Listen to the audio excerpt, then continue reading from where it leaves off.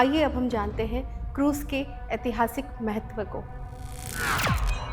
पहला है, रोमन काल को रोमन शासक के अंतर्गत क्रूस पर चढ़ाया गया। उस समय क्रूस पर चढ़ाना अत्यंत क्रूर और अपमानजनक दंड था।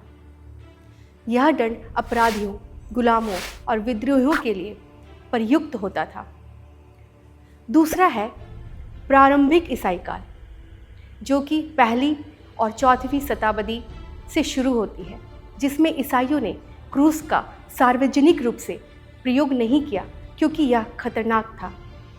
वे मछली, चरवाहे आदि जैसे प्रतीकों का प्रयोग करते थे, लेकिन उनके विश्वास का केंद्र तब भी क्रूस और पुनरुत्थान ही था।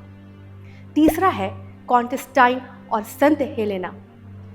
ये 4वीं शताब्दी की बात है, जब रोमन सम्राट कॉन्स्टेंटाइन ने जब ईसाई धर्म स्वीकार किया, तब क्रूस को सार्वजनिक रूप से एक विजय के प्रतीक के रूप में प्रतिष्ठा मिली।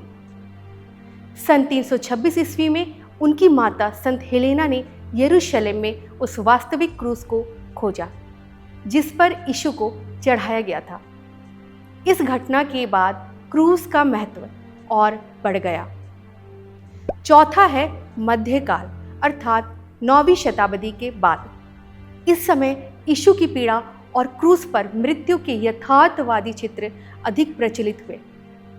क्रूसिफिक्स अर्थात क्रूस पर टंगे यीशु के शरीर सहित क्रूस, अर्थात विशेष रूप से कैथोलिक और ऑर्थोडॉक्स परंपराओं में व्यापक रूप से उपयोग में आने लगे।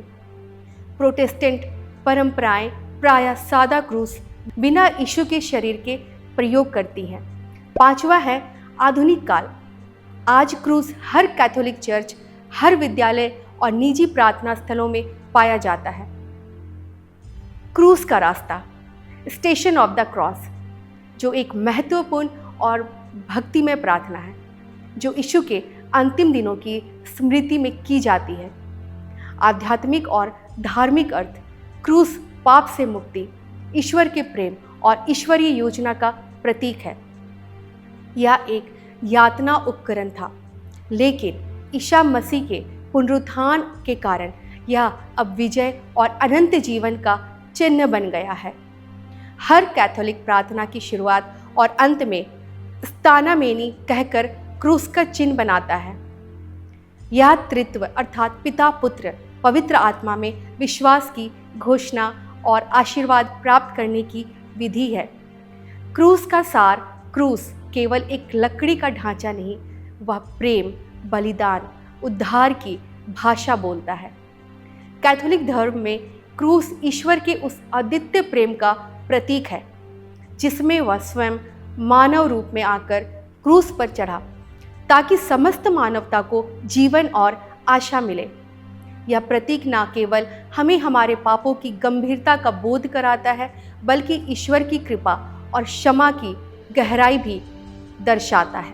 निष्कर्ष यह निकला, इस प्रकार क्रूस एक जीवंत प्रतीक है जो दुख में सांत्वना, पाप में क्षमा और मृत्यु में जीवन का संदेश देता है। यह केवल एक धार्मिक चिन्ह नहीं, बल्कि हर ईसाई की जीवन की दिशा और प्रेरणा है। आज के लिए इतना ही। हम पुनः आपसे मिलेंगे एक नए विषय के साथ। तब तक के लिए आप सभी को जय यीशु।